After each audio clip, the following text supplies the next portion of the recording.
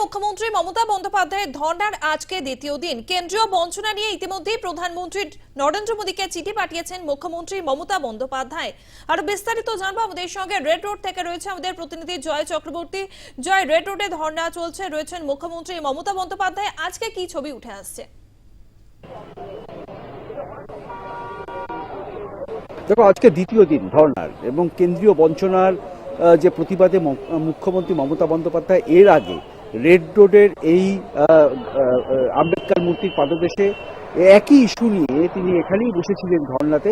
এবারও কিন্তু সেই একই ইস্যু নিয়ে তিনি বসতেন।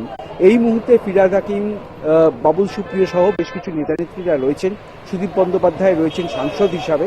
তবে অভিষেক বন্দ্যোপাধ্যায়ের এখনো পর্যন্ত কোনো ধরনের খবর নেই, কারণ অভিষেক বন্দ্যোপাধ্যায় এই মুহূর্তে দিল্লিতে রয়েছেন এবং সেখান থেকে কিন্তু একটা বিদেশে যাওয়ার কথা রয়েছে।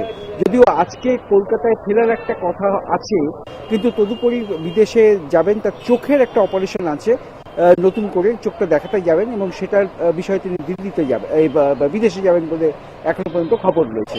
এবং আজকে 100 দিনের কাজের ক্ষেত্রে যারা বঞ্চিত হয়েছে, অর্থাৎ যারা জব কার্ড হোল্ডার, তাদের বেশ কিছু মানুষ কিন্তু এই মুহূর্তে মুখ্যমন্ত্রী মমতা বন্দ্যোপাধ্যায়ের ধর্ণা মঞ্চে এসেছেন এবং আবাস যোজনার ক্ষেত্রে যারা বঞ্চিত হয়েছেন তাদেরও কিন্তু আসার কথা। কীর্তি আজাদের আজকে আসার কথা আছে মমতা বন্দ্যোপাধ্যায়ের এই ধর্ণা মঞ্চে, তিনি অংশগ্রহণ করবেন এমনটাই এখন পর্যন্ত খবর। আর এর পাশাপাশি সমস্ত যারা মন্ত্রী নেতা তাদের কিন্তু একটা টাইম সেট করে দেওয়া হয়েছে, তারা নির্দিষ্ট সময় অন্তর অন্তর তারা মমতা বন্দ্যোপাধ্যায়ের মঞ্চে থাকবেন। মূলত 100 দিনের কাজের ক্ষেত্রে এবং পঞ্চায়েত কেন্দ্রিক কাজের ক্ষেত্রে বিভিন্ন সময় যে কেন্দ্রীয় প্রকল্পের টাকা দেওয়া হয়নি, সেটা নিয়েই এই ধর্ণা ইতিমধ্যে বসেছেন মমতা বন্দ্যোপাধ্যায় এবং প্রায় 7,000 কোটি টাকা বাকি তিনি বারবারই বলেছেন। গত 26 তারিখে অর্থাৎ 26শে জানুয়ারিতে রাজভবনে যখন তিনি আমন্ত্রিত ছিলেন সিবি আনন্দ বোসের রাজ্যপালের, সেখানে তিনি বলেছিলেন যে 7 দিন সময়সীমা দিচ্ছি, কিন্তু 7 দিনের পরে যদি কেন্দ্রীয় সরকার টাকা না দেয় তাহলে কিন্তু বড়সড় আন্দোলন করবেন বলে হুঁশিয়ারি দিয়েছিলেন।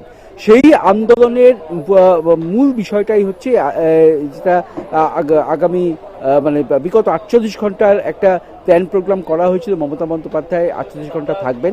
মমতা বন্দ্যোপাধ্যায় আজকে কিন্তু তার এই ধর্ণা তিনি শেষ করবেন এবং তার বক্তব্যও রাখবেন। গতকালও বক্তব্য রেখেছিলেন, গতকাল একটা চিঠিও পাঠিয়েছেন প্রধানমন্ত্রী নরেন্দ্র মোদীকে।